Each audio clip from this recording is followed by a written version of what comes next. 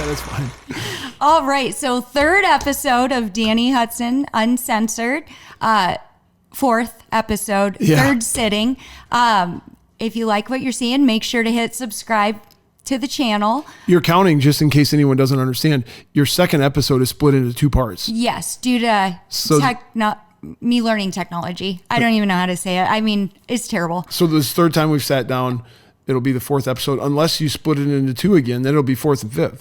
Oh my gosh, I hope I don't have to split it up into 2 because I think that was a process. I mean, I was texting you like, I mean, I don't know what I'm doing. I meant that like wholeheartedly. I don't know what I'm doing. Did you just Google for answers?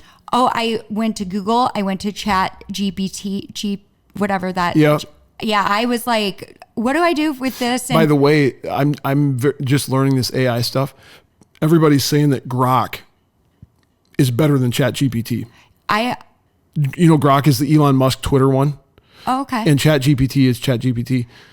I see, and I like some of those things weird me out just because I don't know how to use them. But when it's like, tell me how to do this and what is like troubleshooting errors, I actually went through and it was like too much storage or you don't have enough space. And so I'm like deleting, thousands of photos and all this stuff. I'm like, oh, well, I pay Apple for storage. I don't understand. But it's good that I'm learning all of this because, I like getting this out there.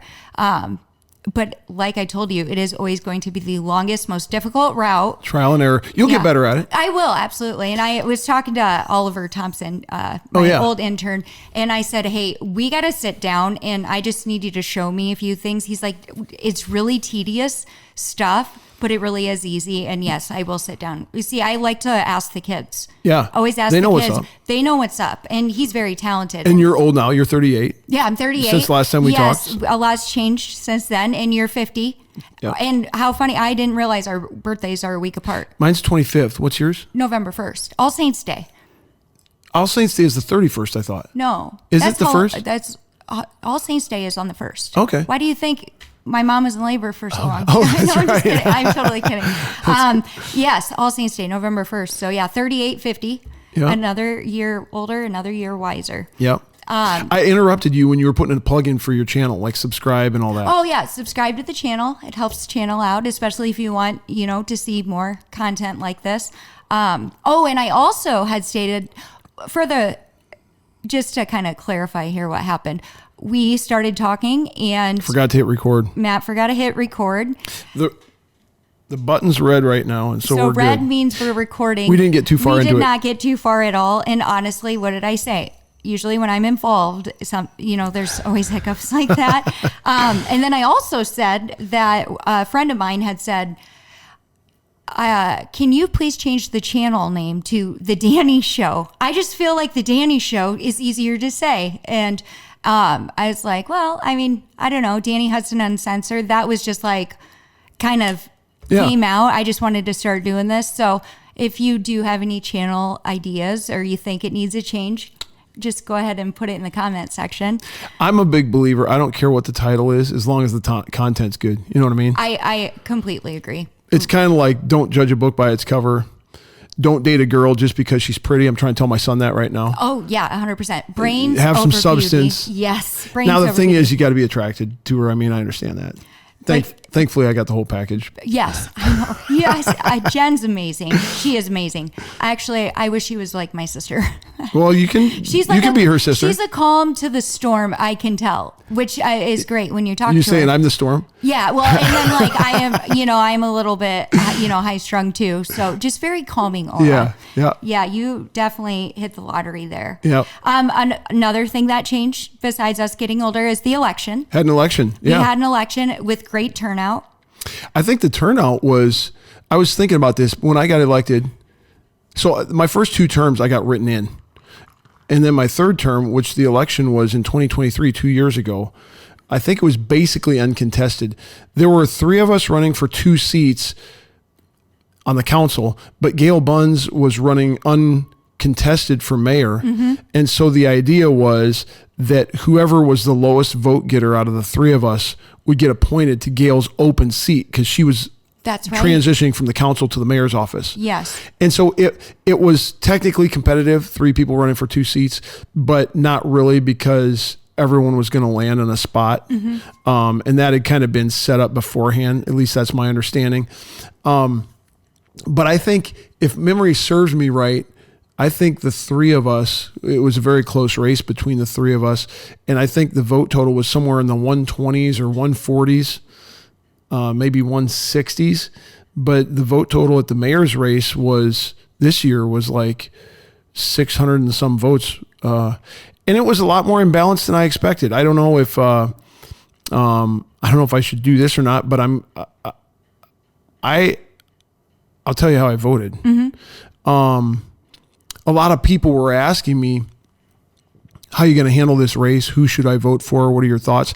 And at the council level, for me, it was easy. Mm-hmm. I was going to vote for Marcus and Steven. And that's no offense to the other gal, but I had just seen them around council meetings. I'd interacted with them on social media, could just intuitively tell that they had a pulse on what's going on. And we're going to bring some things to the table that are going to help us get things ironed out in Hudson. Mm-hmm.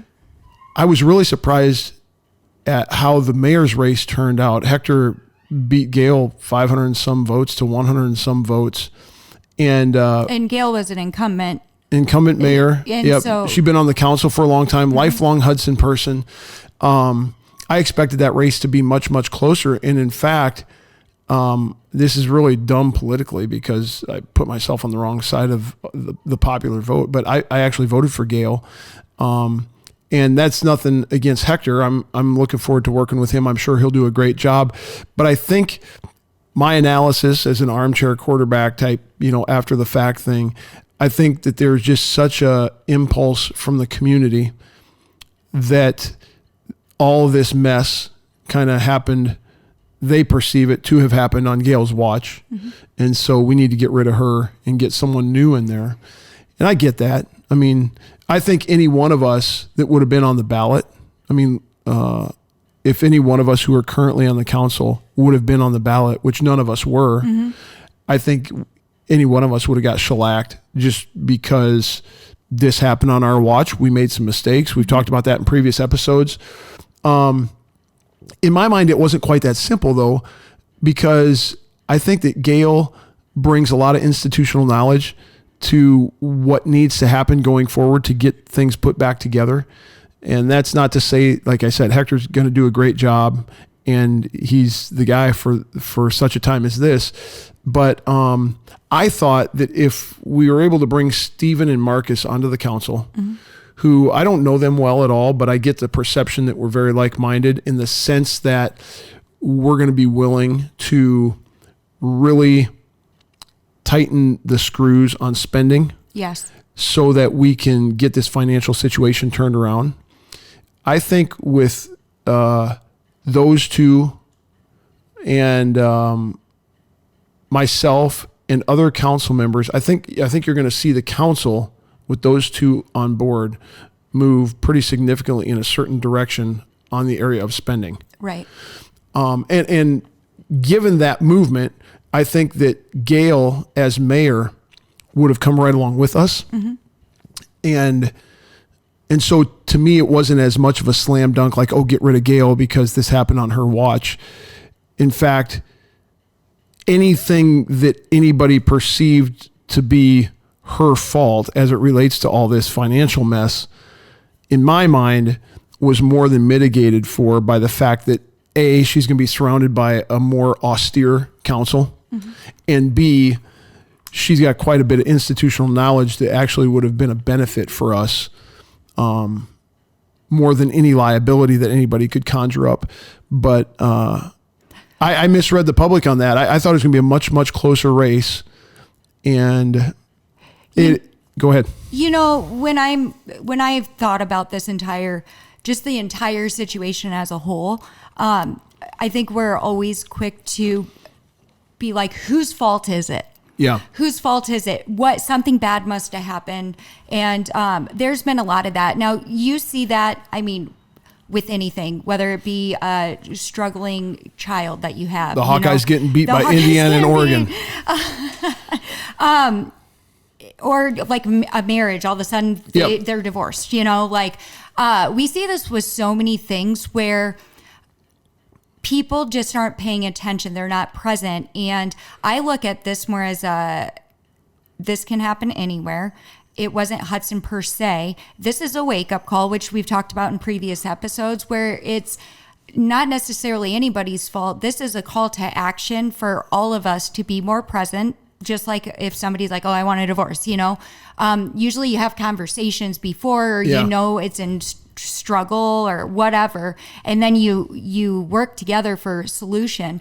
It's not always, something that's nefarious, right? Yeah. And so I think people are still focused on we have to blame somebody, right? As opposed to taking the message of this is a wake-up call to being more present, everybody doing their part, knowing their roles, and acting on those roles in a sound way.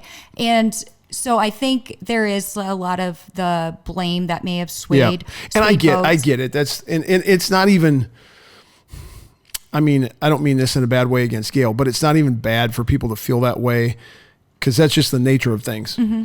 I mean, Iowa gets beat by Oregon. We just ran out of time. 25,000 people want to fire the coach. You know what I mean? I like Kirk Ferentz. Oh, dude, I'm the biggest Kirk Ferentz apologist of all time. I love him.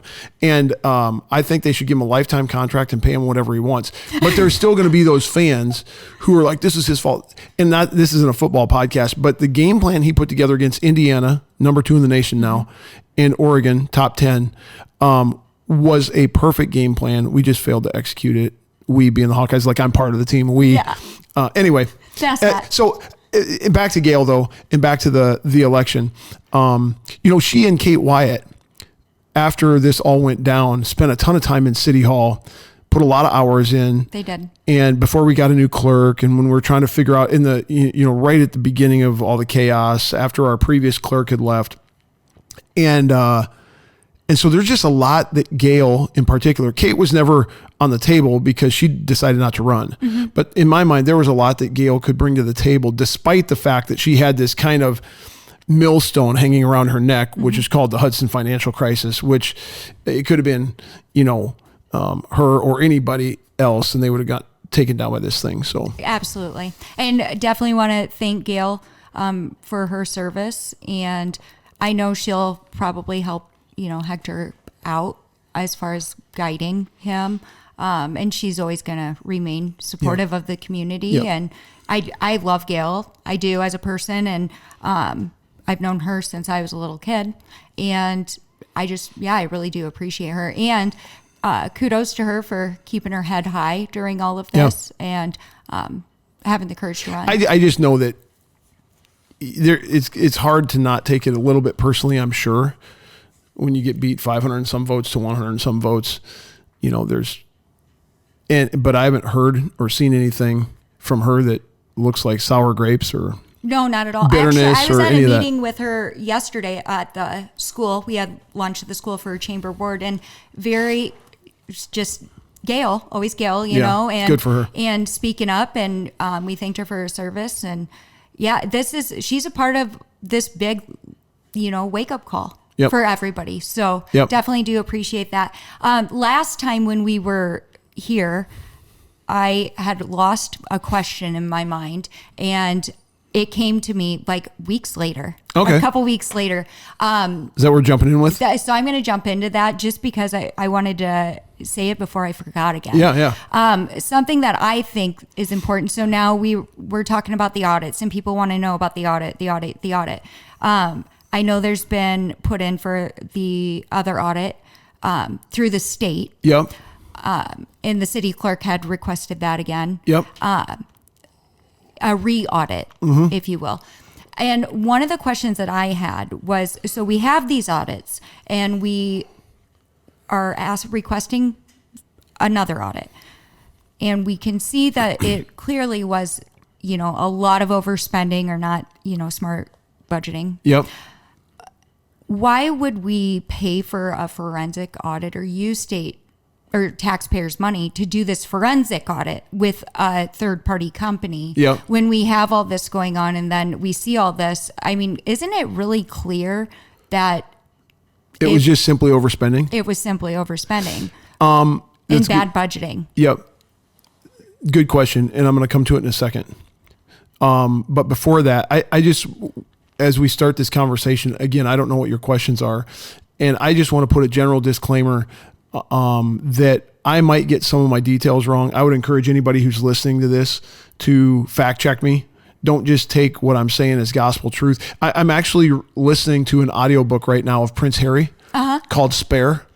And it's actually an interesting audiobook. But one of the things that he says toward the beginning, as he's kind of recollecting memories from his early years, is he said, I can't say that these certain conversations happened verbatim. He said, I can't remember the exact details of conversations, but he said, if I describe a building that we were in or a room or a physical location, he said, those memories are etched in my mind to perfection.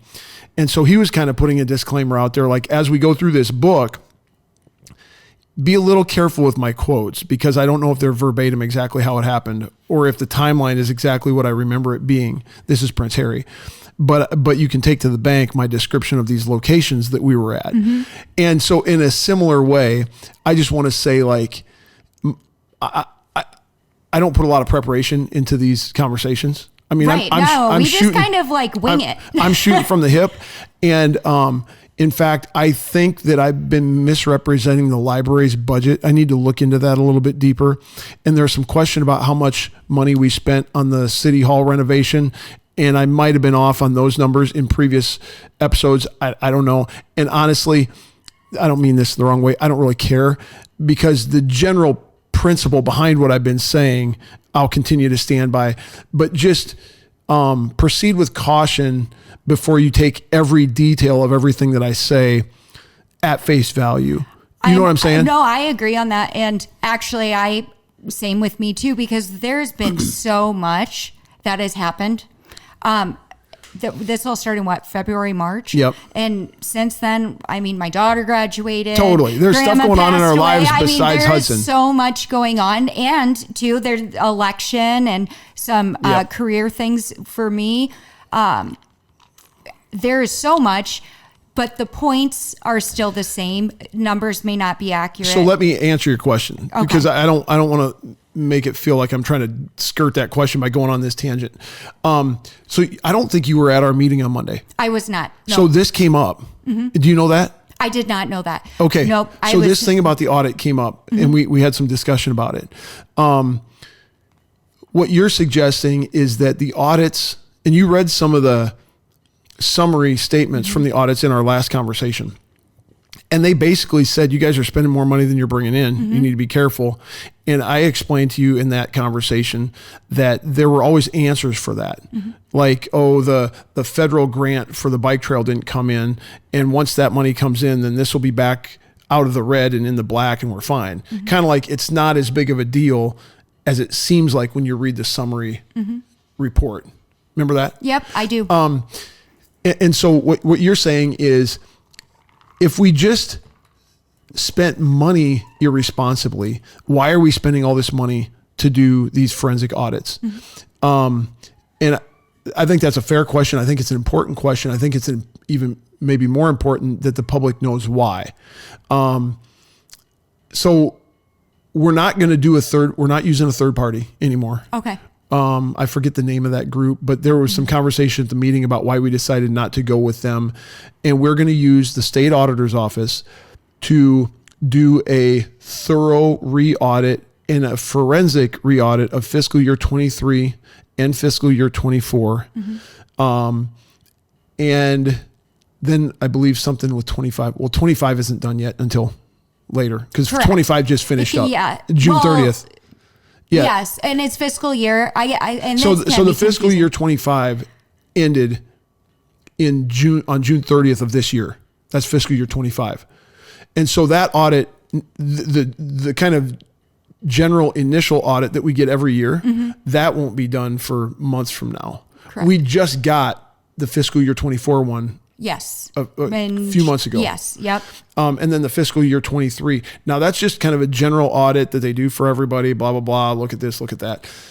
These forensic audits that we do, or that we're going to have the state auditor's office do, are going to be a little more in depth, where they're looking specifically and more thoroughly for anything that might be missed in that general generic audit that we get. Correct. So like when you read those statements in our last conversation, those were summary statements from just the kind of general audit that we get. Yes, which is from like a CPA does those, right?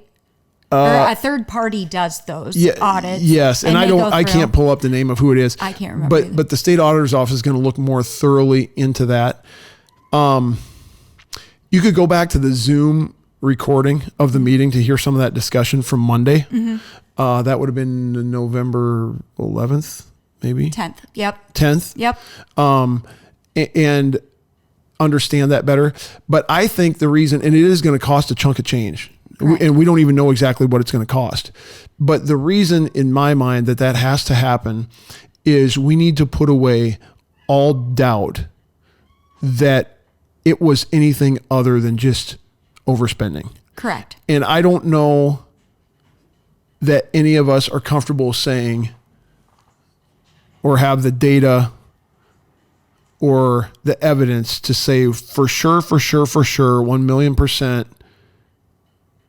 it was just that. Correct. You know what I'm saying? Yeah, absolutely. And so they're going to look back at 23 and 24, which I think that's good because when this is all done, you're going to be able to go to the public and say, okay, here's what it is.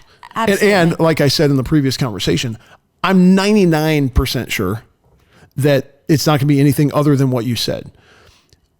But it would be irresponsible of us, and it would be, I think, unfair and not really thorough on behalf of the taxpayers for us to just go, well, we're 99% sure. Let's just turn the page and move forward. So I understood that, which I agree. I think the re-audit through the state's, through the auditor's office needed to happen, and that requesting a re-audit from them and the forensic audit through them was the way to go. But then there was like, okay, we're going to do that, but then we're also going to hire this third party. No, we're not doing the third party. And so I was like, why? The state is doing the forensic. The state is doing the forensic. And the other thing I would say is Julie Eastman, who's our new clerk. Yes. She was one of the ones who was really pushing for this.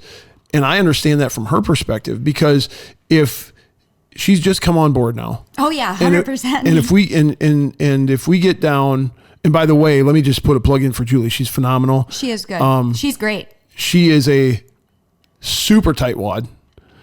Even maybe more than me, but that's good. That's what we want. She's a bean counter. She is by the book. We've had to do a couple things that we're used to doing a certain way that she's pointed out to us. That's not by the book. You can't do it that way. Not like high dollar, nothing that led to this whole mess. In my mind, small stuff, but she's just insisting that we do every little procedure by the book, which is a little bit annoying, frankly, because it gets in the way of doing things quickly and being innovative and being agile and flexible. But she's right. And it's exactly what we need. It's exactly what we need. But she's the one who's been pushing for this. And I can understand, especially from her perspective, she just gets into this seat. And let's say we don't do anything like that. And then let's say 3 or 4 years down the road, we stumble onto something, or we're like, oh, wait, let's go back and look at that. And then we're like, oh, there were problems way back here in 2025 and 2024. Well, pretty soon she gets implicated. No, 100%. On something that she had nothing to do with. So I think she's kind of like, it is right by the taxpayers, but I think it also sets Julie up to thrive and makes her feel like she's got her bases covered. Well, and to be fair, if you look, like I think in Delhi and there's a few other places, like city clerks are getting, in trouble or like fraudulently. Or being accused. Delhi is different because I think that was proven, right? Yep. But there's always oh, hey, this person, it's a possibility. And so I don't blame anybody for wanting to have. And like I said this in our previous conversation, I'm almost certain. I'm pretty certain that we're not going to find anything like that. Right. I also said in our last conversation that even if we don't find anything in that forensic audit, it doesn't ultimately always, to a 100% airtight degree, answer the question, did anything fraudulent happen? There could be stuff that took place off the books, behind closed doors, in back channels, that are never, ever going to be discoverable by even a forensic state audit. I suppose there's a negligible possibility of something like that. But at a minimum, if we can do this kind of forensic audit by the state for fiscal year 23 and 24, and maybe even look at 25. Re-audit. Yeah, and maybe even look at 25 once we get the 25 audit. That is doing our due diligence to an appropriate degree on behalf of Hudson taxpayers. That's my position. Absolutely. And building a strong foundation, because I think it's We're still recording. I was going to say, you're paranoid now.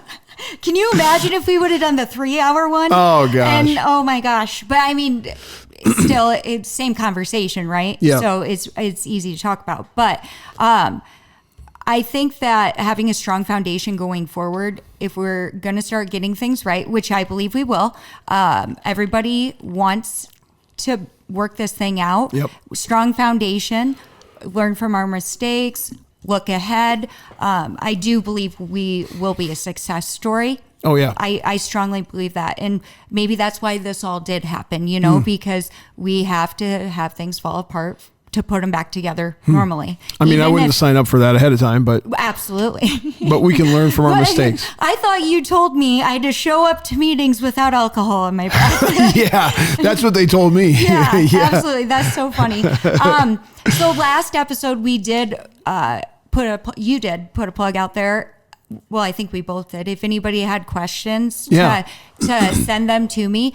And I was actually really impressed with the questions that I had, a lot of questions, and I was like, well, I don't know how many more episodes we can do. So I did go through and kind of condense things down for the sake of time and conversation. But I do want to get to these questions. Now I just want to make it known to everybody. Yes.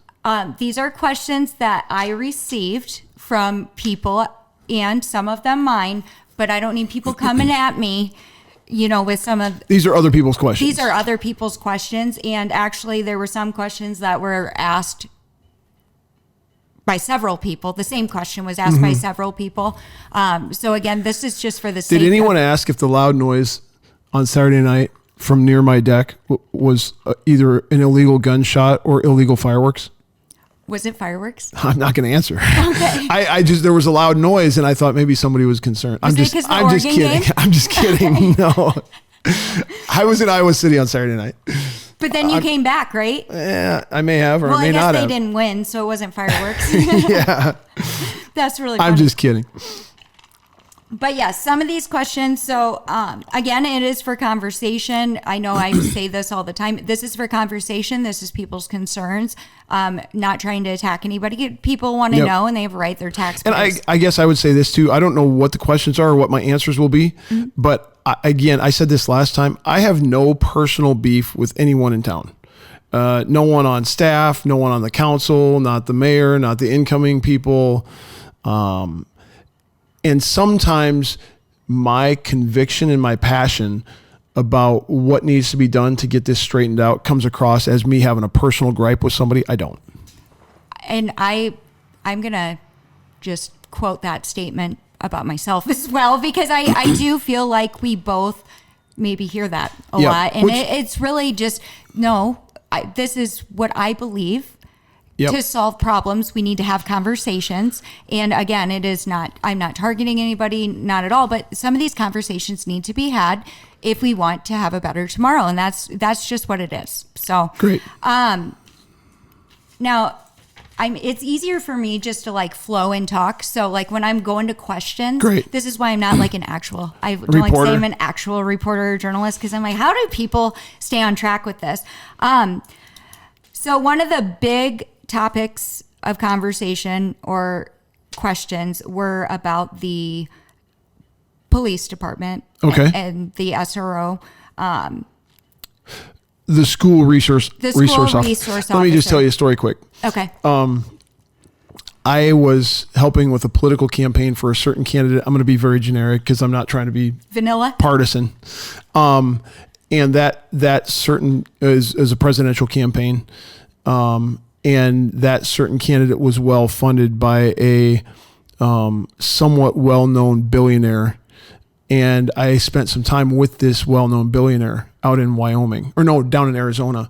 And I wasn't some big time guy. I was just kind of with the big time guys, basically carrying their briefcases. Yeah. But we were sitting down for lunch at this golf club, and I was talking to him about what's going on with the campaign. And I was using all these acronyms for organizations that we would be familiar with. Mm-hmm. And he knew what I meant.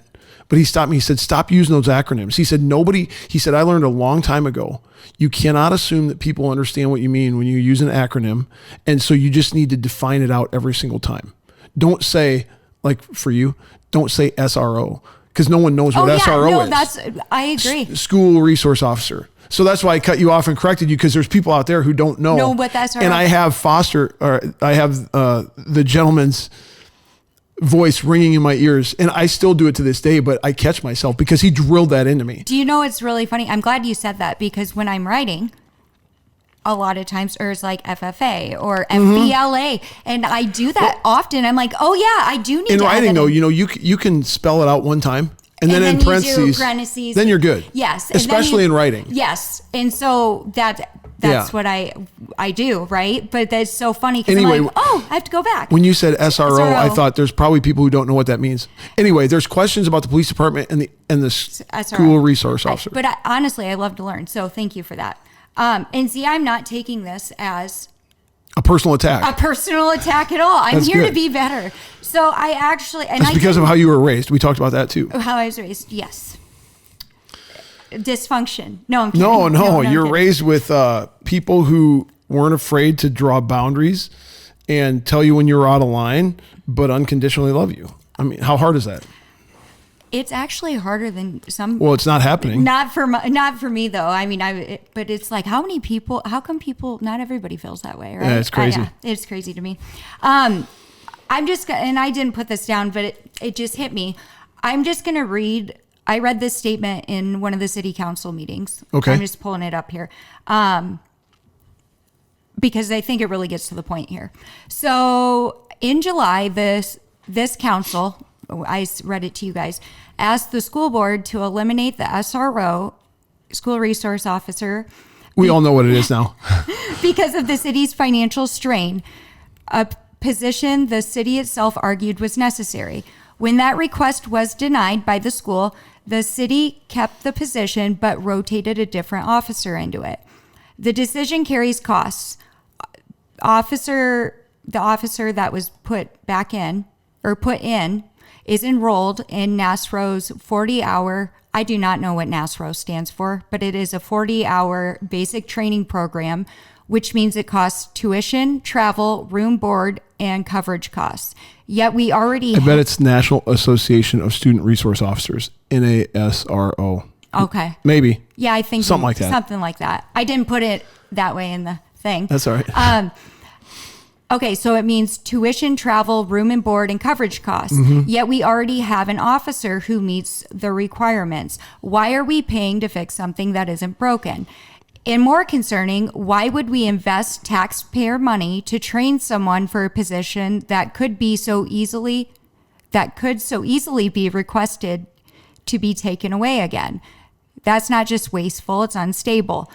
This isn't about the new officer in that position, whom I do respect. It's about decisions. Rotating officers sends a confusing message to kids, undermines stability, and above all, it is fiscally irresponsible in a budget crisis. Council, these are taxpayer dollars. We need responsible choices that reflect the reality of our financial situation. I urge you to reconsider your decision in the matter. And again, you guys can't respond. I read it. I mean, you guys can't answer my question, but I mean... Okay, so can I just dive in on that? Yeah, go for it. Okay, I'm glad you read the statement because it gave me time to remember everything associated with that. And so I guess we're jumping in the deep end right now, right off the bat. I mean, this has been one of the underlying kind of boiling issues in the city, and I hear about it. And so I'm just going to reiterate, and this will be especially important right now. Dani Banks is our police chief. I've known Dani for decades. I don't know if I'd call us friends or acquaintances. There was never anything but, from my direction, an affinity with Dani. And I still would say that I have that. I have no beef with Chief Banks. I think that he might think I have beef with him because, well, you're going to hear why when I answer this question and when I kind of talk about this. It's going to come across as very critical to him as the head of our police department. But what's behind it is just a concern about spending, ultimately. It's just about, exactly. And so let me just go back, not to the beginning, but we've got this student resource officer. It was Jamal Karika. I hope I'm saying that last name right. And when we initially were approached by the school, or somehow a relationship between the city and the school, there was an indication that the school would like to have a student or school resource officer. Would we be willing to foot some of the bill for that? And I think when we initially agreed on it, now this was back when we thought we had all this money. We agreed on 50-50, splitting the cost of a school resource officer 50-50. The school would pay half, we would pay half. I've heard, and I haven't looked into this, and this is not really the meat of what I have to say about this, but I've heard that actually we should look back at those numbers to see if the costs have been split 50-50, because there might be some discrepancy there, and I haven't looked at that yet. So when this whole budget thing happened, we took a vote on the council. Are we going to continue to foot 50% of the bill for the school resource officer, or are we going to pull that off the table? I voted in that vote to not fund the school resource officer. And I felt like I was obligated to, because we had to cut spending every possible way that we could. Now, I also, and I think you were at this meeting. Well, yeah, you were, probably because you read this. I don't remember when we took that vote. But there was a contract that we had signed with the school that basically said if we don't cancel our funding of the school resource officer by a certain date, then we were obligated to pay it. And so when I voted no, or when I voted for taking away the funding for the school resource officer from the city side, I cast that vote knowing that the school board could reject our proposal to remove funding for the school resource officer, and we were stuck because that date had passed and we were bound by that contract. Are you following me? Okay. Do you remember this? I do. Okay. And so I even said in my comments when I voted no, I said, I'll just tell you, I have to vote no on this because we're in a financial crisis and we can't spend that money. We need to save every dollar that we can. That's not, essential or pretty important. And in my mind, this fell short of that standard. But I said when I voted to do that, I said, if I was on the school board, I think you said it was smart of the school board. If I was on the school board, I would reject this, and because they wanted the school resource officer, and they had a contract signed by us that had gone past the date where we could back out of it. If I was the school board, I'd reject this, and we would be required to pay for it, and that's exactly what happened. So I voted. I'm on record for voting for getting rid of the school resource officer from the city's perspective.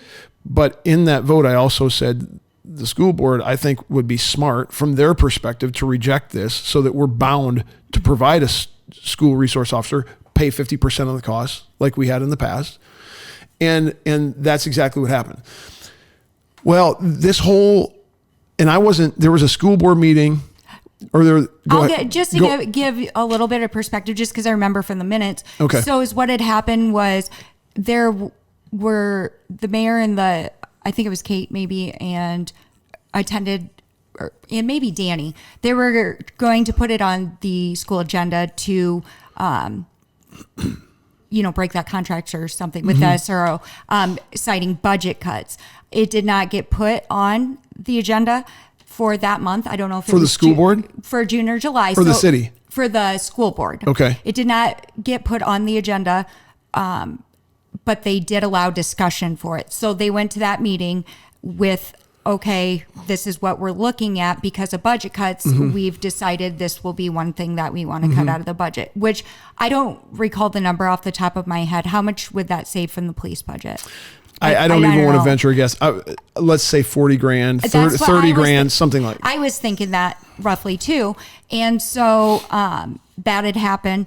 Well then, and don't, again, this isn't the word, right, but just kind of how I remember it. Then the next meeting, it was placed on the agenda. School board meeting. Now, in the previous meeting where discussion was had, I know Officer Karika had stood up and explained a way that it could possibly still work with, different shifts or whatever. Yep. And so it was like a solution to the problem. That was it. And that's what I had heard from school board. You weren't at that meeting. I was not at that meeting, but the minutes, I did read the minutes, and then I had spoke with a school board member that explained it to me as well. So then in the following meeting, when they went to go and ask to, not do that contract, the school denied it, which was smart on their part. And I think the perspective of the school was initially they didn't feel the need for an SRO or like really push for it. It was almost like, hey, this was offered to us and sold to us. And then they by the city? Yeah. Like they really wanted to start this program. And so they were like, I remember it. I remember it coming from the school board, but I don't have that directly. I mean, that's what I was told. So it makes me, what you're saying right now makes me wonder where this idea even started, which is neither here nor there because it is what it is. It is what it is. But the perspective, looking at it, so like this idea was brought to us. We weren't really sure. There was a lot of discussion about it, but then we did it. But now we see the benefit of it. Yes. And so now we support it 100%. Yep. So like we backed you on that. And then now you're coming to us because you guys had this budget crisis and didn't have your stuff together. And this is not directly from the school at all. This is perspective. Just a summary. Yep. This is perspective. Now you're coming and saying that you don't want to because you can't figure out your budget. And okay, so then we're going to have to renegotiate this or whatever. But no, we're going to decline your request. Now, this was right before school started. Yep. Like maybe a week. I don't know. So then this last August. Correct. Yep. So it must have been July meeting was the discussion. August meeting was where they. I have no idea. So then at that meeting when it was denied, and then it was like, oh, okay, well now we're going to replace actually the officer that's doing it. Yep. So Karika was the guy, and then they replaced Karika with Husidich. Yep. And both great cops. I will say that both great cops. And then, so anyway, this whole issue is boiling under the surface. Let me explain one other detail. I don't know if anyone cares about this, but why did we land on 50-50? Well, there was long discussion because if you think about it, the school calendar is 3/4 of the year. Mm-hmm. And so the summertime is 1/4 of the year. Mm-hmm. And so if you just snapshot, look at it and don't think very critically, you'd maybe make the argument, well, it should be 25% paid for by the city and 75% paid for by the school, which honestly is going to be my proposal if we go forward with this going forward. But it was signed in as 50-50, which was acceptable because of this. Even though the SRO is basically up at the school the entire school year, they could be pulled away from there if something happened in town that we needed a cop for.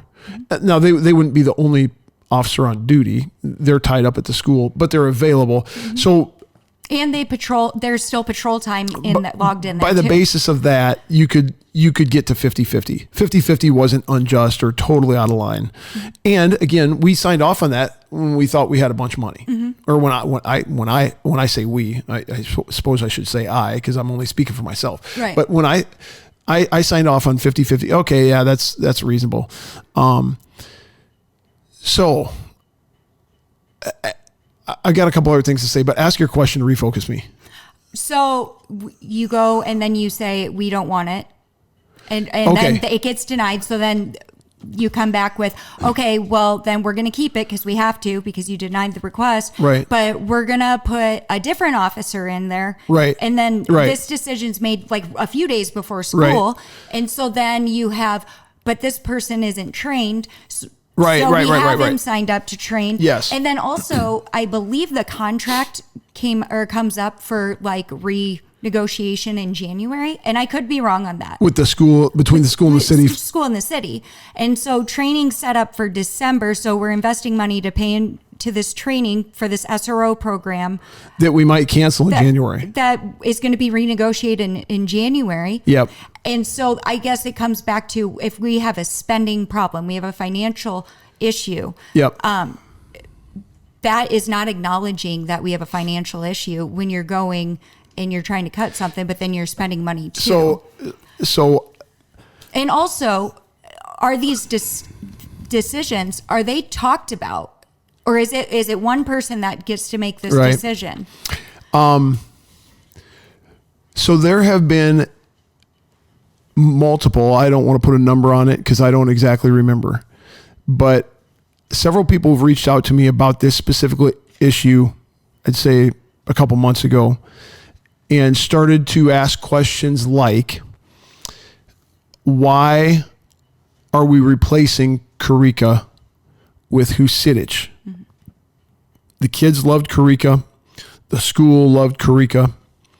And Karika's already trained. If we put Husidich in, we're going to have to train him. That's going to cost at a minimum. I mean, I kind of ran the numbers roughly, and you mentioned it in your statement. $1,500 minimum, $2,000. You're going to pay whatever the fee is for the class. You're going to have Husidich is not going to be available in town to do any patrols or cover anything. You're going to pay mileage to get wherever it's at. You're going to probably put them up in a hotel room. There's going to be some meal expenses. Maybe that's factored into the cost of the thing. I mean, it's in my mind, I can't imagine it being less than $1,500, maybe up to $2,000 or $2,500, which in the grand scheme of when you factor in water and sewer, something like $8 million budget, mm-hmm. you could kind of think, why are we squabbling over $2,500? Well, here's why. Because that's the kind of thinking that got us in the position that we're in.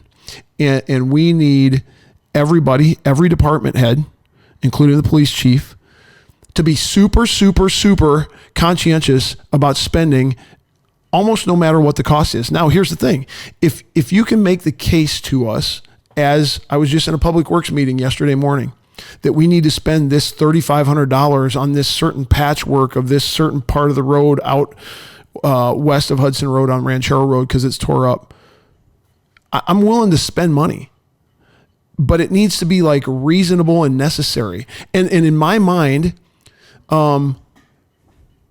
why would we incur a cost? Now the chief's public response to why was we need to get some rotation in our patrols.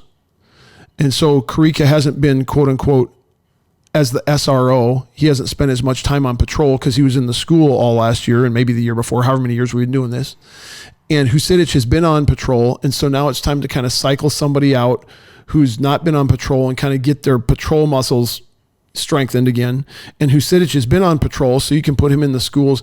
He also publicly cited that there's some organization of SROs, or maybe it was Waterloo or Cedar Falls or somebody rotates theirs through.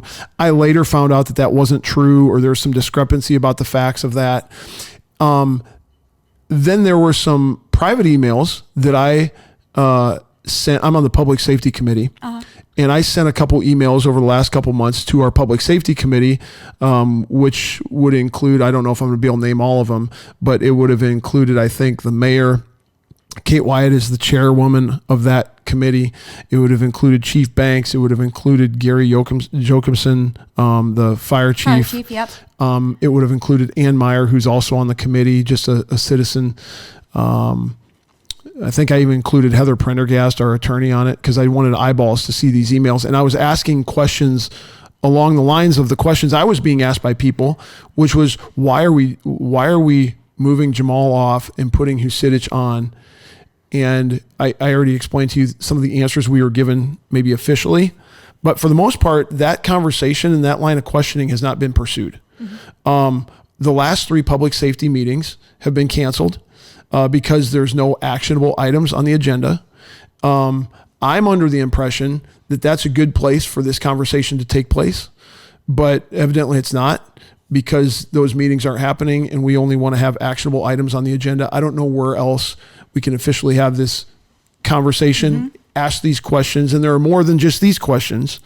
I guess what's most troublesome to me on this specific issue is that there are allegations by people in the public and by others that actually the reason that Karika was moved out of the school and Husidich was moved into the school was because Karika spoke up and went against the chief publicly on what they each thought should happen with the SRO program. And again, I received that question several times. And here's the deal. I don't even know. Heather Prendergast, if she's watching this, she's our city attorney. She's probably going, what is Reisetter going to say now? What I'm saying is the allegations where I don't know exactly. I've had several conversations. I've had some emails. I've heard second and third hand. And I can tell you that the answer to these questions, there's a lot of dissonance between what we're hearing, the official answers are, and what the real answers are. And there's reasons that people believe this and believe that. And there are some who would say the answers to these questions have changed over time. And so I guess what's most troubling to me with regard to this is, why have we not just had those conversations? And maybe that's on me. Maybe it's incumbent on me to just get on the phone with Chief Banks and say, hey, let's clear the air on this. Here's the questions. Here's the answers I've heard from you. Here's the answers I've heard from others. Here's how I've seen those answers change over time. What's the true story? The reason that I haven't made that phone call is because I think that conversation needs to take place in a more official forum, not just me having a phone call with the chief, who again is a guy who I like and a guy who I don't have any personal beef with, other than let's be more conscientious about spending money. And if we don't have to spend $1,500 or $2,000, then let's not spend it. So I just want to add on that. The money is, yes, we need to cut on spending, is what I really felt from the entire thing is it shows a lack of a groundedness. I guess when you're going to a school board meeting and you're saying, and there was more than just, it was mayor, council member, chief. You go to the school board and you say, we're making budget cuts and we want to eliminate this. And they deny it. And then the next day you're like, okay, we're going to put somebody else there and we're going to spend money to send them to training. You're sending a message of you're contradicting yourself. Like within 2 days, you're sending a contradiction message.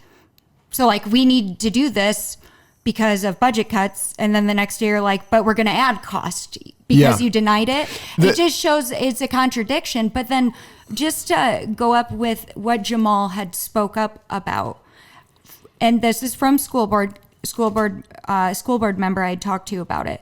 And it wasn't that he was speaking up against the decision, is what he was doing as a citizen, as a taxpayer, speaking up as a taxpayer, saying this is how it could work with the hours. Basically, if you cut this where we have this double coverage, all this time would cut that out, and that would help with the cost.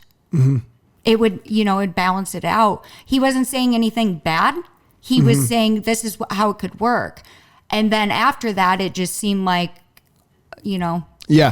To the people, the taxpayers in Hudson that came to the meeting and spoke up, very angry. That meeting was packed.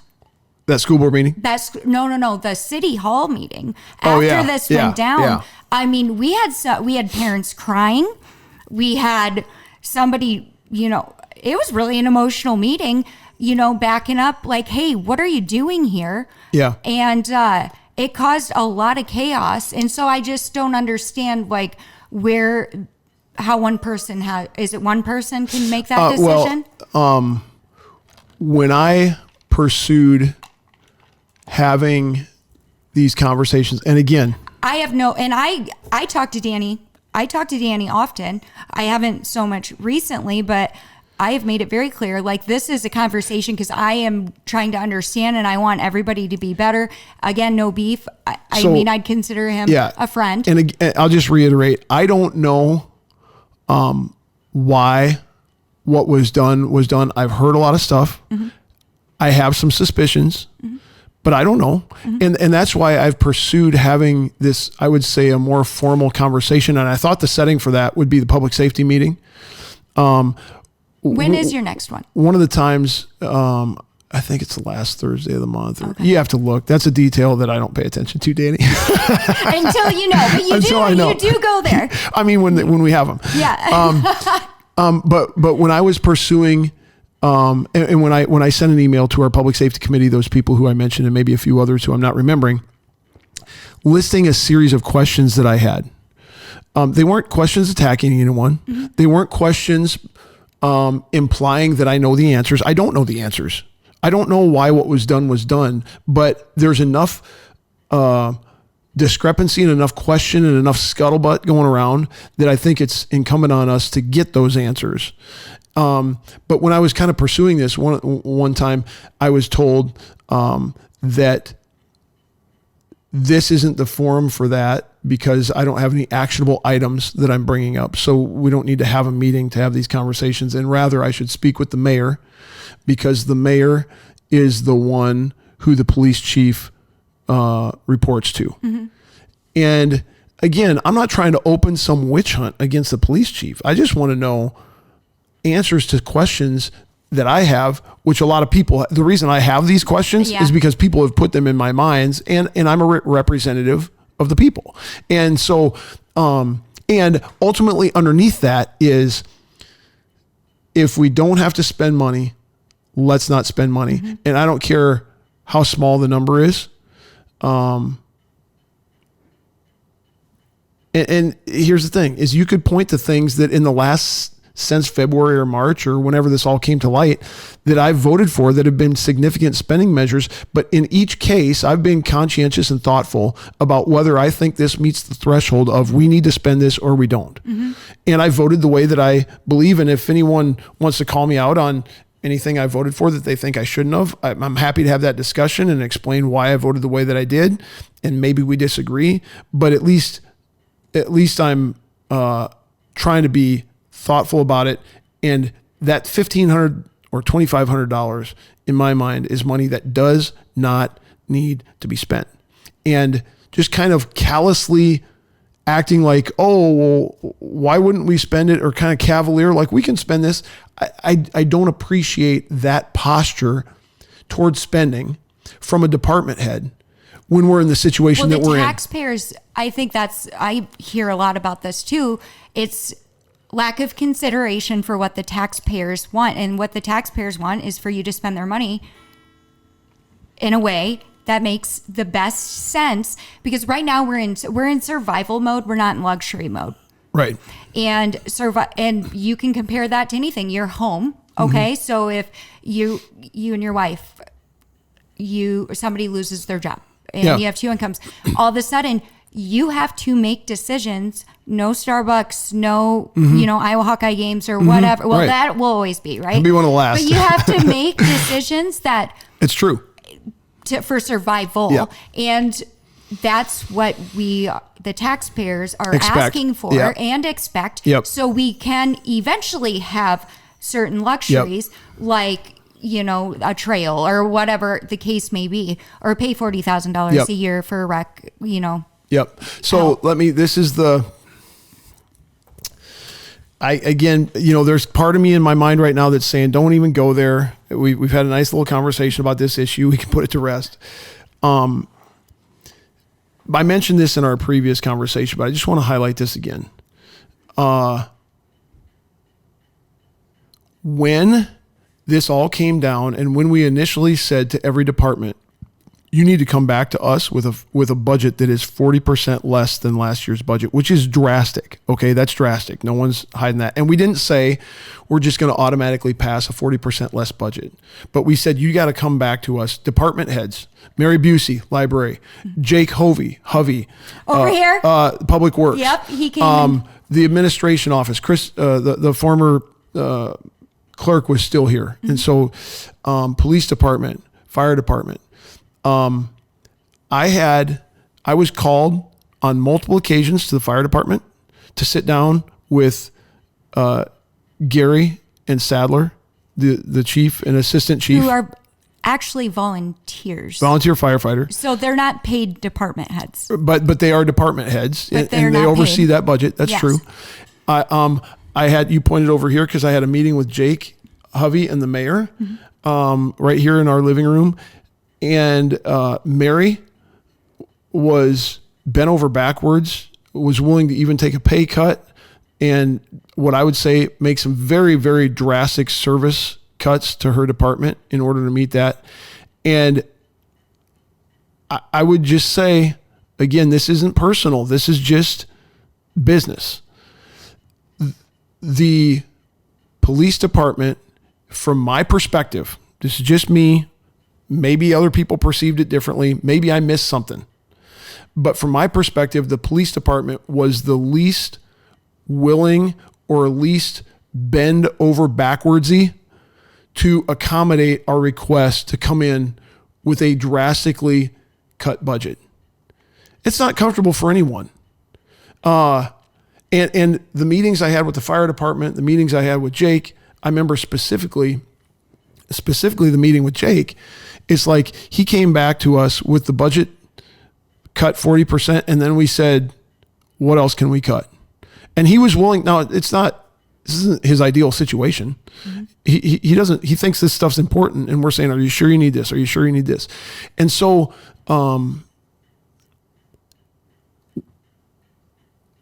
whether this is fair or not, when in those initial days, each department came back at us the way that they did or didn't, it leaves a taste in your mouth that as a council member goes, okay, when I sit there at that table with Jake some morning and we're going through this stuff line by line and we're talking about, do we need to do this many feet of this street replaced, or can we bump that till next year? Do we need to do this much salt and sand, or can we go get by on less, or whatever it is?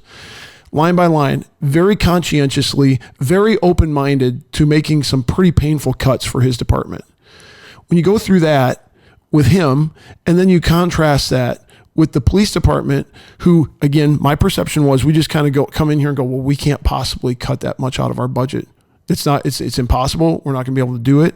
And you guys are just going to have to basically realize that if you're going to have public safety in Hudson, it's going to have to be at this amount or higher. What that causes me to do in my mind is be even more watchful and be even more critical and more oversee. I'm making up words, but you know what I mean? No, I do. And so how do I get to the point where I'm squawking over $1,500 or $2,500? That's how. Well, and can I will say this, and I actually had conversations with several of the police officers because a lot of them felt like you guys, specifically you, had it out for him, didn't want, doesn't back the blue or whatever. And It wasn't that you don't back the blue. I'm going to say something about that, but go ahead. But there was, even to me too, like, we can't do this, we can't do that. And almost like it was taken as an attack on the police department. And I get along with did get along with everybody on the police department. I feel like I have had great relationships with them where I could have this honest conversation. And it really irritated me that when they all came in and we're sitting there presenting this, you don't support us, this is what we need, and everybody's against the police department, and we're so mad that everyone's against the police department, and this is why we need this, and this is why we need that. It upset me because it was changing the narrative of what was going on there. And what is going on is, again, if this was happened at any of their homes and somebody lost their job, a spouse or whatever, you have to make cuts. There's not a choice. I'm sorry. So you really do have to make decisions. And some of those decisions would be, I understand you have an officer on duty and an SRO here, but you need another one because if there's a domestic problem and somebody needs to go over there, and then what? Then one of my officers get hurt. We're not in a position financially to sit there and say, worst case scenario, or it would be nice to have. No, unfortunately, we can't do that right now. And that's where it's like, this is not, again, about you or thinking you're irrelevant. This is survival mode.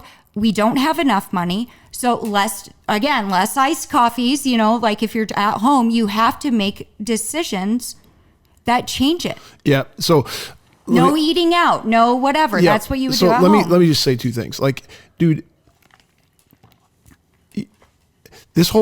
yes, I have heard through the grapevine that there are people out there who are saying that Matt Reisetter has it out for Dani Banks, the chief of police. I do not. I hope I've made that clear by now. In fact, you've said before, like, I like the guy. Yeah. I get along with him. I do have some questions and I have some criticisms about how we've handled the budget so far. It's just about the budget. Let me just say this too, is the only budget that we have not gone through yet with a fine tooth comb. Remember, we had to turn that budget into the state by whatever the date was. Mm-hmm. We had the conversation with Jake about the public works, with Mary about the library, et cetera, et cetera. We never really went through with a fine tooth comb the police budget. And I'm still anticipating that we're going to do that when we, quote, get the real numbers, go back to last week's or the last episode to find out what we mean by that. Mm-hmm. But when we get the real numbers and when we know exactly where we're at, we're going to go through all these budgets again, including the police budget, with a fine tooth comb to figure out what can we do without and what can we not do. That still has to happen. Now, but what I was going to say was there is, so I'm hearing all this about, I've got it out for the police department. I've got it out for Chief Banks. That is hogwash. I don't. I'm concerned, as I should be, about how we're spending our money. That's my job, which I get paid so handsomely for. What, $1,000 a year? It's like $30 a meeting or something. I have no idea. Do you have to be there to get it? I do. Oh, okay. But I could say some things right now about how much I back the blue, which would convince you that I really back the blue, related to some high profile national cases involving police. I think that police officers are heroic. I think about even a traffic stop out here on Hudson Road or some domestic thing in town, to walk into the situations that they walk into, not knowing how this is going to go. I couldn't do it. Or go up to a car. Every single car you go up to you is scary. You talk about the PTSD and the psychology of, and just kind of the mental toll that this job takes on cops. I totally believe it. Like, are you kidding me? I would be expecting to get shot any day. You know what I mean? Or death notices, or just, there is so many different things. I'm all for cops. More than anyone knows. And I think it's sad and I think it's ridiculous that questioning certain expenses on our budget gets turned into, I'm against the police department or I'm against the chief of police, which, back to our first conversation, that doesn't keep me awake at night. Those allegations, I've got thick skin. Because you know what you believe in. I've got a strong spine. I know what I believe. And so it's not like that bothers me a lot. It's just stupid. Okay. That's that. But what I was going to go into, is, so maybe I should stop. Do you have any specific more questions about the police department? No. Not really, but I just had a point. Okay. Well, let me go for it. Okay. So here's another thing I've noticed. Again, this is an allegation. I'm not making accusations. I don't know the facts. And one of the reasons I don't know the facts is because we haven't had a full-throated conversation formally about this stuff. But one of the things that has been alleged by citizens that has therefore come into my mind, and I've asked some questions and I've got questions about, are ever since I started to, or we started to, we being the council, ask questions about how money's being spent, if it's being spent the right way. Should we have moved the SRO? Shouldn't we have? What's our philosophy of budgeting? How are we going to pay for everything we need? Do we believe in public safety, or do we need it at this certain level, or can we get by with something less? And I understand this. All of that has been perceived as a threat at some level, I think, by the police department. And I get it. I understand that. We're talking about taking away some of their money. And they've got plans for that money that are well justified and thought out. But in response to being threatened by that, it seems like they've kind of gone a little bit on an offensive campaign to like convince the public of their worth or value, of how much they're needed. That was a question brought to me. And so I'll just cite 2 or 3 examples. The biggest one in my mind, and I wish that this meeting would have been recorded. I actually do have it recorded. I just remembered that. I recorded this on my phone. Oh, you did? Okay. Yeah. I don't know if I want to give it to anyone or not. But okay. But anyway, it was a public safety meeting, I believe, and Officer Husidich came and made a 30 or 45 minute presentation. Banks was in the room as well. That basically laid... These committee meetings are open to anybody. They're open. Yes. Yeah. So, yeah. Made the case with a multi-page packet. It was put together well. It was laid out well, but they were making the case how basically here's how we've been cut in terms of the number of officers, and here's what we need in order to function in a way that keeps Hudson safe. And basically the upshot from that whole thing was, if you guys do anything less than what we're proposing here, Hudson will not be safe. There will be crime in the streets. There will be drug stuff. And here's the deal. I mean, because of Highway 58, because of Highway 63, there's plenty of traffic that comes through, and there's drug issues, and we've had some domestic issues. There's going to be a murder investigation coming up. Trial, yeah. A trial coming up on something that happened in Hudson. So it's not like we're without crime. But I also wonder, as do citizens who have reached out to me, are things as dire as the picture that might be presented to us by people who are wanting us to spend more money on police department? There have been a couple Facebook posts. I know people have reached out to me. They were really, really upset about, the pictures of the bullets in front of the school. And why don't you flesh out? I mean, people might not know what that is. Yeah, good point. So there was some shell casings found in Hudson, and then there was a post by the police department. I don't know who it was, but there was a picture of 2 bullets. 2 empty shell casings. Right. Sorry. In front with the Hudson Community School District on the background. Like, so it appeared as though... If I remember right, the shell casings were like on the dash of a vehicle. Yep. And then, so the picture's taken from here, and here's these 2 shell casings, which were found not at the school. They were just somewhere around Hudson. Exactly. And then in the background was the school. The school, yeah, the sign for the Hudson Community School District. A lot of people were very upset about that. Like, was that found in front of the school? Well, so the picture makes it think, oh my gosh, they found bullets at the school. That's how people took it. And then also, was it those kind of bullets? There was a lot of questions, but my first thing was like, if I were the school, and I never talked to anybody at the school about this, I would I'd be PO'd, like, you're making it look like our school looks bad. If you did not find them in front of it, because we have a really good school, right? We don't want to like have that the in image people's, of, that in people's minds. And then also with the, a couple weeks after that, the grenade was found, and all of a sudden, explain that so people don't freak out. Oh, so why don't you explain it? I might not have my facts straight, but there was you better explain it. Okay, so I will. All of a sudden, there was a lockdown. The school was on lockdown. There was a grenade, old grenade, I guess. It was like, what is the terminology? It wasn't live. It was basically hollowed out, or it wasn't. Yeah, it was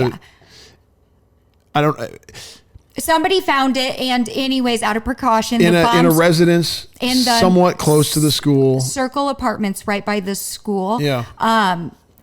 And bomb squad was called to come and investigate it. So the school was put on lockdown as a precaution, which is accurate, right? Everything I heard was like that was handled, like when you find that should be handled that way. What I heard though, that it was found earlier and nothing was ever said about it or something. Somebody had said to me, a resident had said to me, that's been there for a couple of weeks. Like, but then someone else said, but these cleaners just noticed it and called. So it was handled properly on that. However, what had happened was all of a sudden KCRG or KGAN, I can't remember, one of those news Cedar Rapids station, posts on their Facebook page, like bomb Hudson on lockdown, Hudson Community Schools on lockdown, potential bomb threat or bomb found or something like that, indicating it was at the school.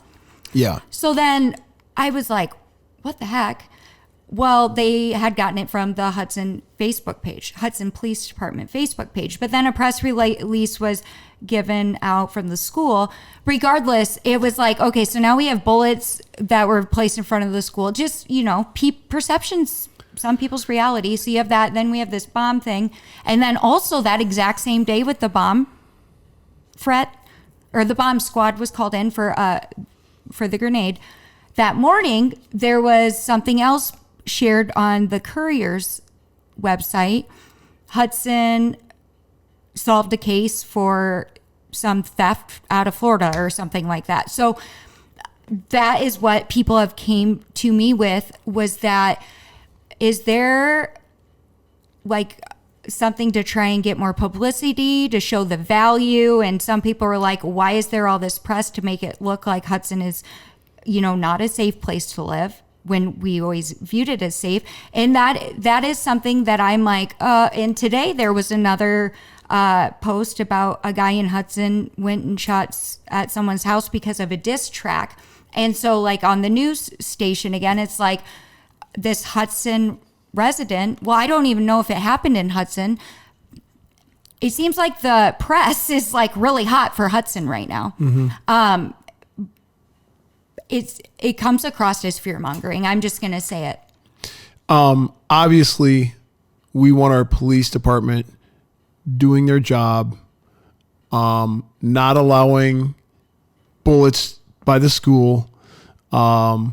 If there's a grenade and we think it might be live, you should do exactly what you did. Exactly what was done. What was the other example I used? I forget the very first example. The bullets. No, there was another one. Casings. Just present, maybe not. But how this is being positioned in this current conversation about spending and budget has people asking, what's the real motive behind what we're putting on Facebook? What's the real motive behind the tone with which we're kind of making these things public? And I think, they're doing a great job with keeping the public informed. The important part is to remember people's perception and just be all around aware. So like with the school in the background, now on the flip side of that, I always can see another side. Maybe it was if the bullets are here or casings, mm-hmm. with the school in the background, that's more like people are going to pay attention. Mm-hmm. But people don't read things. They see something and they run with it, right? And so I can understand, well, maybe somebody's like, well, this will make people pay attention, so we're going to post it in front of the school. But then also it's hunting time where they, hunting casings or, like the red things, red and green bullet or shell casings. Shotgun shells. Shotgun shells, whatever. See, I'm not a gun person or salesman. I grew up around them and shot them with my grandpa. Yeah. But yeah, the terminology, we never went over that. But I know I see those all over the place. Yeah. I mean, on the ground, gravel roads, you see them, So that's where it's like being aware about what you are putting out there for the people that isn't creating this worry or fear, but also doesn't have them feeling like, okay, you're trying to show your relevance, because people are really thinking like that might be a thing. I don't think so. I think that it's passion and wanting to be passionate about what you're doing, but you need to be aware of what you're doing and public perception, because otherwise people may not want to move to Hudson if they think there's all this crime going on now. And now drugs, I do understand there was a drug bust by the school too. And there's been some things put into place about possibly making it a nuisance property or whatever the case may be. Drugs are everywhere, and people use drugs that you wouldn't think use drugs. And I do get that. But creating this narrative. It's something just came to my mind. Let me just throw another kind of hot button out there while we're talking about this. And it sounds like I'm trying to pile on. I'm not.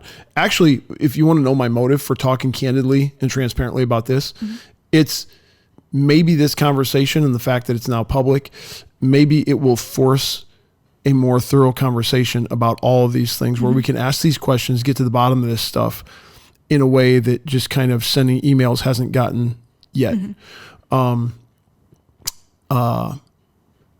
The canine program. So again, a few years ago when we thought we were in a different financial situation, it was presented, we need a canine in Hudson.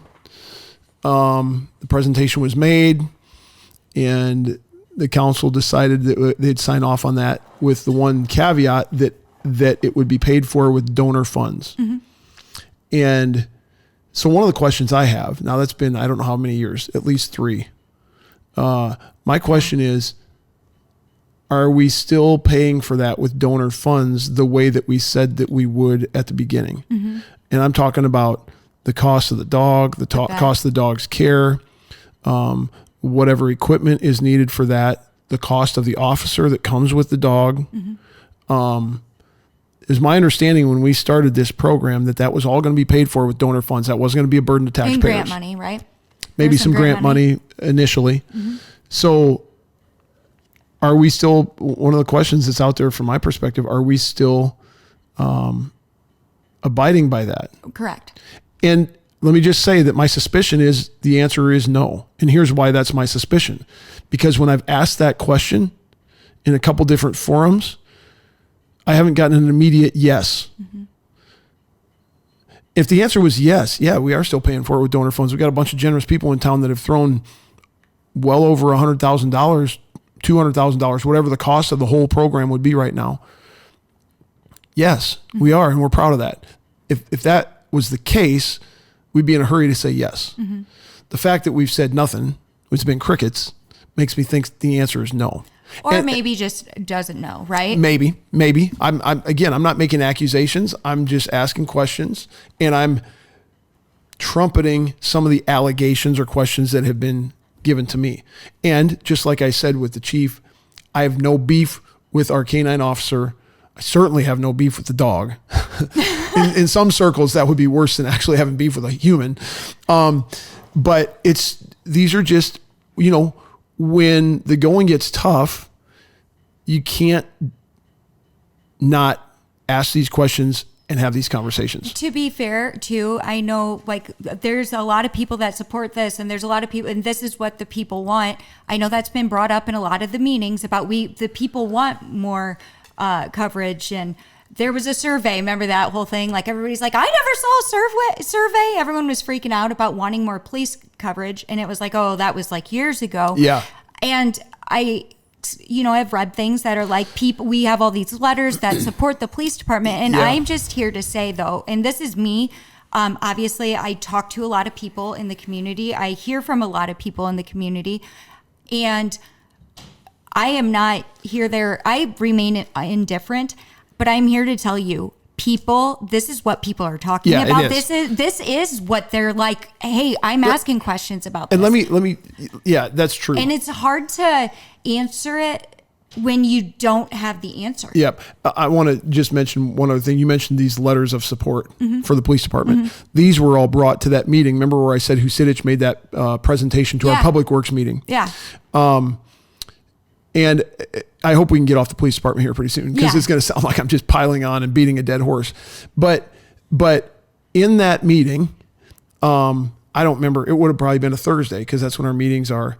And I think that it came up at the council that previous Monday night that maybe some of the questions about funding for the police department or something had come out recently. It was within a couple days, not much time.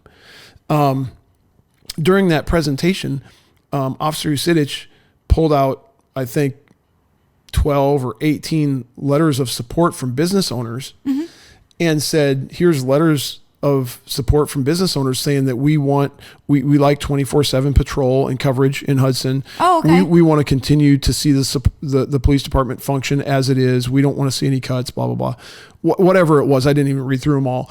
And it sounded a little, I've worked in politics back in the day a long time. You try to get people to write a letter on behalf of some concern or cause that you have, it is like pulling teeth. So to come up with 18 letters, and I'm sure they were all real, I'm not saying they were fake or anything like that. When were they written, though? Right, like within that 2-day time frame. And so to be able to pull that off, maybe it was 12. I thought those letters were written months ago. Like those letters of, we support this and we want this. I thought that was within a 2-day time span. I don't know. Maybe you better go fact check that. Anyway, in order to come up with those letters in that amount of time, that was a campaign of epic proportions. And I asked that question. I said, how on earth, because you're the greatest campaigners of all time. So you did see letters. When was this meeting? Is back. I don't know. Oh, Dani, okay. These are all details. Oh, okay. I was sorry. I'm just there actually was letters. There was a public safety meeting. Okay, now where I these know. letters were referenced. Okay. And then we asked, I don't know if he pulled them out and passed them around to us, or if we asked for copies of them, they scanned them in and sent them to us in the next day or whatever. But my point is that there's no way that these business owners, and it was initially kind of presented as if they just out of the inspiration of their own hearts all happened to write these letters suddenly. And I was like, wait a minute here. Talk to me about these letters. Because I've tried to get people to write letters. It's impossible. And so to get 12 or 18, number one, that kudos to the police department. That means they've got a lot of support and trust from the public. And business owners who want certain things out of the police department. That's good. And I understand why business owners want the coverage that they have. I think there was some theft stuff going on. Cars stolen from Bill Call Ford. And so you want coverage like that. I get it. But this is important. Were those letters in that entire situation, was that before we understood the scope of the financial problem? No, I think it was. Those letters were written before or I after? think it was within like a 2 or 3 day time period between when the police department realized there were some concerns about their budget, and then they put together this presentation for us, and then they came up with these letters in a short amount of time before that public safety meeting. Again, I could be wrong on this. But I'm saying, was it after the petition from the beginning of this financial crisis? Yes. So this is all before. It was no. This is sometime like in the last, call it 5 months. Oh, okay. Sorry. I was like confusing myself. I could give you an exact date when we get off this, because I have that recorded file in my phone. Remember I said I recorded it? Yeah, I do believe that. Anyway, my broader point isn't necessarily those details. My broader point is, the reason I wanted to talk about this is, if I'm a business owner, I get why you want the police department to be fully funded to the degree that it has been.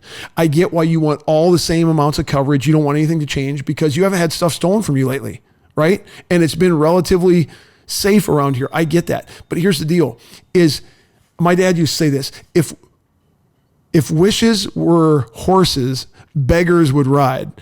The point is, like, you can't Another one is beggars can't be choosers. We're in a beggar position right now. You know what I mean? Mm-hmm. So we don't necessarily get to do what we ideally would want in a perfect world. Mm-hmm. We've got these financial constraints. Back to your analogy of somebody's household. Mom lost her job. Dad lost his job. We don't get to go to Disney World this year or whatever. You know what I mean? I guess. And so the only reason I'm going into all this is to say to those business owners who appreciate what the police department has done for them and the safety that it's brought and all this stuff. First of all, I agree. That is good. If money was not an option, I would want that too. Mm-hmm. But that's not the reality that we're in. And it takes the willingness to tap the brakes on that stuff and say, we're going to squawk about $1,500 because of the situation that we're in. So I think the reason why I was just so shocked right there with what I said. The level that you're shocked makes me doubt my own self. So we better go back and revisit that. No, it's not that. It's that these letters were, first of all, I didn't know there were actual letters. So I'm happy to hear that, because if you're saying that is all compiled since we found out, after the fact that we found out we were in the financial position we were in, which was in March, it's confusing to me, because I've had so many conversations with business owners, with everybody, every walk of life, about the financial situation. And even some of these business owners, which how many business owners do we have in Hudson? So that's why I'm confused, because it's like, if there's letters of support. I'm starting to pin down one detail, and I'm not going to be super specific about it. Okay. But I can tell you this. There is a business owner in Hudson who I randomly happened to end up at a wedding with, attending a wedding. And that wedding, I could go back and look at when it was. It was this summer, and it was way hot. And that wedding happened after this meeting because that business owner's letter was on my mind. And so I pulled that business owner aside and said, hey, I saw this letter of support. Tell me more about that. And they kind of told me, well, the police department's doing a great job, X, Y, and Z. I'm like, I'm glad to hear that. And I just basically said, you do understand that we're in a position where we might have to change, and maybe drastically change. Again, we don't know yet, because we don't have real numbers, and we haven't gone through the budget with a fine-tooth comb, right? But we're in a position where we might have to drastically change how the police department is funded, which might drastically change what their coverage looks like. And I'm glad to hear that you're very appreciative of what the police department has done. Kudos to them. But we're living in a reality right now, which as a business owner, you should understand reality, that it might not continue that way. And basically his response was, yeah, I mean, I meant what I said in that letter, but I mean, I get the situation you're in, and just do whatever you think you need to do. You know, like kind of like, we trust you guys to. And so it was kind of presented to us in that case of that one letter, like, it's going to be bad if you change any of the coverage stuff. And then I talked to the actual guy, and he goes, well, yeah, I mean, I kind of wrote what I wrote, but we understand the situation, and we'll all kind of make do. And you know what I mean? Yeah. Well, and which again goes to show the entire point. It's like, yeah, we do support this. It's great. That is what we've said all along. It's that we can't afford the luxuries that we've had, and we're in survival mode. So, you know, one thing, actually, we're going to just, those have all, this topic has been discussed, I think, enough. And again, I say this, this is no disrespect at all. Again, I actually admire passion. Anybody that does their job and they're passionate about their job. And I have told all of the police officers that, like, we have a passionate group, a dedicated group, and I get that, and I do respect that. But unfortunately, this comes with other parts. And one of those parts is financials. Yep. And so at the end of the day, it is your job to respect the taxpayers, and respect the rules that are given. If you need to make cuts, you have to do it. And be happy it's not at your own household that you're having to make these cuts, you know? And so take it into perspective. Also, sometimes you got to buckle up because you're shooting for a better end game. Because we are growing. Hudson's growing. And I get that. And we eventually are going to, especially if we, grow at this rapid rate